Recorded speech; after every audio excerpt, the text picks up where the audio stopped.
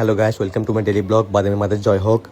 আর তো আজকে আমি ঘুম থেকে উঠে চিন্তা করলাম যে কি করা যায়। পরে মাথা আসলে হলো ছেলে যে নাস্তা পছন্দ করে না সেটাই বানাবো এবং ছেলেকে খাওয়াবো জোর করে। আমার ছেলে আমাকে বলছিল যে বন্ধু বান্ধবের সাথে ট্যুরে যাবে। আমি ওকে বলছি কোনো দরকার নেই, কোনো যাওয়ার দরকার নেই। বন্ধু বান্ধব মারি ফেলে কাটি ফেলে তোকে শেষ করে দিবে, তুই ওখানে মধ্যে হারা যাবে, মরে যাবে, কোনো যাওয়ার দরকার নেই, বাসা বসে থাক। তারপর আমি আমার বোনকে কল করলাম, সবগুলো বললাম যে আমার ছেলে বলছে সেখানে যাবে, আমি ওকে যাতে দিই নাই, সবগুলো বুঝলাম। দেন আমার ছেলে মানা করছে যে ওর ফোনের মধ্যে ফোর উঠছে যাবে না বলতে, কিন্তু আমি আমার বোনকে সব কিছু বলে দিয়েছি যে কোথায় কোথায় ফোর উঠছে, কিরকম ফোর উঠছে। তারপর আমি কোনো কারণ ছাড়া কানাকাটি করলাম, সবগুলো স্যাড জিনিস মনে করার বংশদোষ আর ছেলে দোষ দিয়ে দিলাম।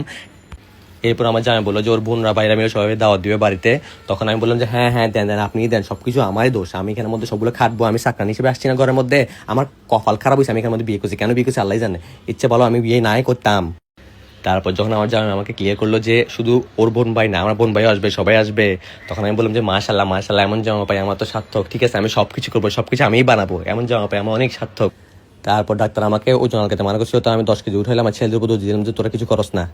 তারপর যখন আমার ছেলে বললো যে অন্য একটা মেয়ে পছন্দ হয়েছে, তখন আমি মেজাজ গরম বলছি হ্যাঁ তোর কিচ্ছুই লাগবে না আমার থেকে, আমি তো এখানে শুধু চাকরানি হিসেবে আসছি, যে আমাদের ওপিনিয়ন কোনো ম্যাটার করে না, তোরা যা ইচ্ছা করগা, এখানে মধ্যে আমার নসিব খারাপ যে আমি এখানে বিয়ে করছি, কোনো ছেলে আমার থেকে হয়েছে, তোর কারণে। সো গাইস, এখানে শেষে আমার ব্লগ। বাদামি মাদের জয় হোক। আর আপনার সন্তান যদি বলে লাভ ম্যারেজ করবে, 2 থাপ্পড় দিয়ে দিবেন, আবার কিসের লাভ ম্যারেজ।